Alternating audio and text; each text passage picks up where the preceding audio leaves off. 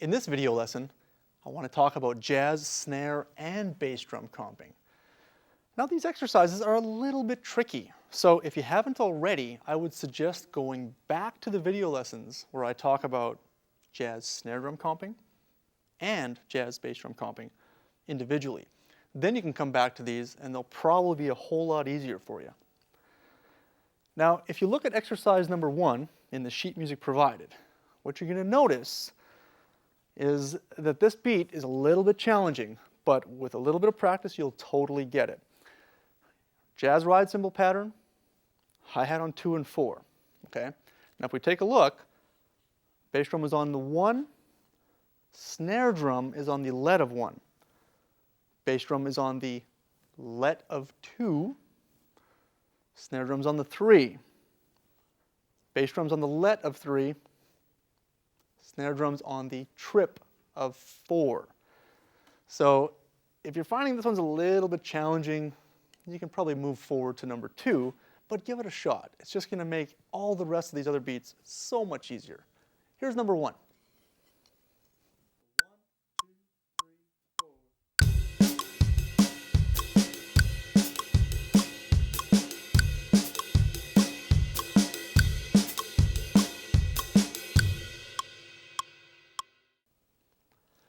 Exercise 2 is nice and easy.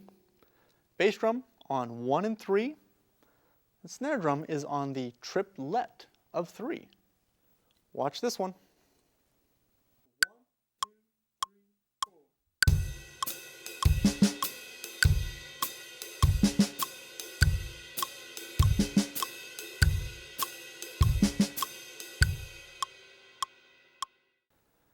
Now if you look at exercise number 3, you might go, whoa, this one looks pretty crazy. It's not really, because there's some nice consistency. The bass drum is being played on the let, or the last triplet of every beat.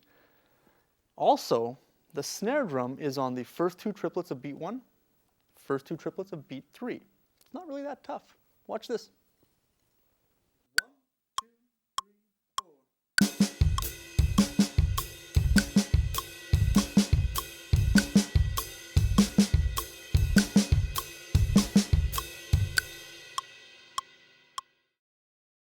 You'll notice that I'm playing all of these exercises with a metronome, okay?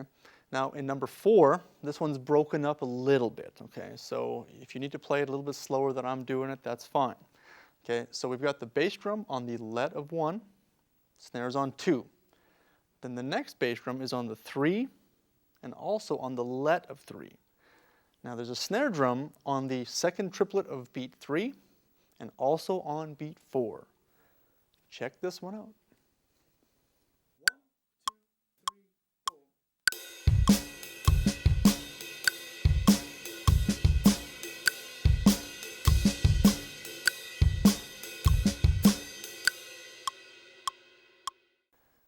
Exercise number 5 is fun to practice. It's a little bit challenging, but like I said, a good challenge in life hasn't hurt anybody. Take a look close. You'll notice that every single 8th note triplet receives either a snare or a bass drum. Now, with exercise number 5, we're starting with a snare, then playing a bass drum, then a snare, then a bass drum. It's constant all the way through. Check out this fun little groove.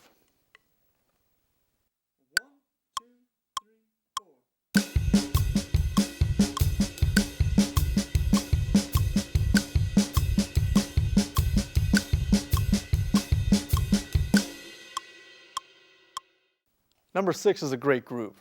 Okay, now this one requires a little bit of independence, but then so have the other ones we've been doing. Look close, you'll notice that we have a bass drum on the trip of beat 1.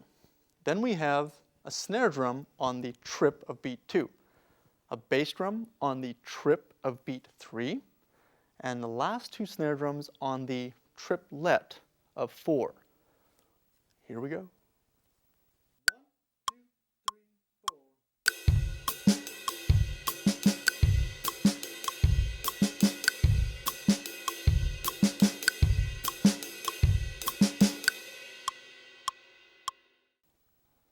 Now this concludes the section of jazz, snare, and bass drum comping. Now you might have watched some of these and went, wow, those seem really tough. But the nice thing is maybe set some of these as a long-term goal. If you're not ready for them yet, maybe I would say don't put them aside. Just try playing the bass drum and the snare, and then go back and add the ride cymbal and the hi-hat. So whenever you're working on four-way coordination, it's almost like you got to make two things work together and then start adding in new instruments. You'll be amazed at how quick your progress will come. Have fun.